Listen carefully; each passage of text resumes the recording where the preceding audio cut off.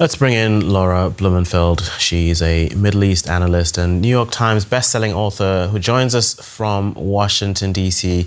Good to speak to you, Laura. Now, just looking at this news, what changes as a result of these countries recognizing a Palestinian state? Well, listen, recognition doesn't answer any of the hard questions. I can tell you that as a former senior policy advisor on the Israeli-Palestinian negotiating team for the State Department under President Obama. I mean, we have to determine borders, security, refugees, Jerusalem. Recognition is symbolic, and I guess it was a 3-for-1 kind of deal for these countries because they were able to recognize Palestine, reprimand Israel, and also kind of give a little razz to the United States for handling or perhaps mishandling what they see are Middle East negotiations until now.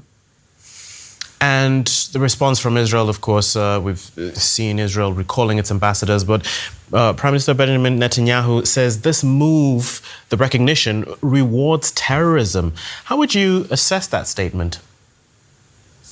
Netanyahu is feeling increasingly isolated, and there's a kind of undertone of violence to his language, especially on a day like today where they released the hostage tape of the young 19-year-old female soldiers who were bloodied and bound by Palestinian gunmen.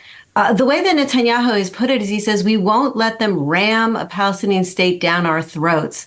And it's really troubling. But again, this just feeds his narrative of isolation and doesn't clear the path forward. Unfortunately, that's why the United States says the best way forward is through direct bilateral negotiations, rather than jamming an end game on either side.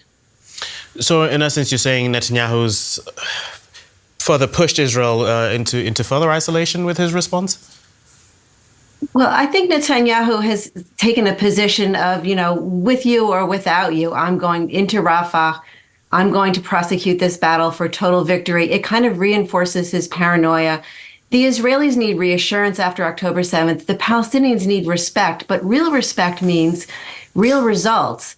Unfortunately, by declaring independence, it doesn't really create any kind of path forward, any kind of defining way forward to actually establishing that state. Right now, we're looking at a heap of rubble. How can we build from the bottom up rather than making declarations? The United States is trying to kind of use this to pivot, to create some diplomatic momentum and say, look, if there is going to be a Palestinian state, Israelis, why don't you jump on the train and join this mega deal with Saudi Arabia, which we've been pushing, right, which would normalize relations for you with a major Gulf power. We create a power dynamic, a security pact with Saudi Arabia, and we can get going on the sort of goal that we were pursuing before October 7th, before Hamas spoiled it, which is greater regional integration and economic, prosperity for all. And on that note, what do you expect the U.S. to do as a result of these developments? Well, they're doing what they've always been doing, which is balance, right? On the same day that Jake Sullivan pushed back and said this was not productive, this declaration of independence, they also pushed back on the Israelis and said withholding tax revenue as a form of punishment to the Palestinian Authority is also not constructive. You saw it in Secretary Blinken's testimony on the Hill, where he had the right-wing senators kind of wagging their finger at him from the podium, where behind him, they had the left-wing demonstrators waving bloody hands behind him.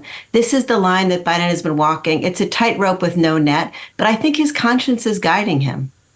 Okay, we'll leave it there for now. Middle East analyst Laura Blumenfeld in Washington, D.C. Thank you for speaking to us. Thank you.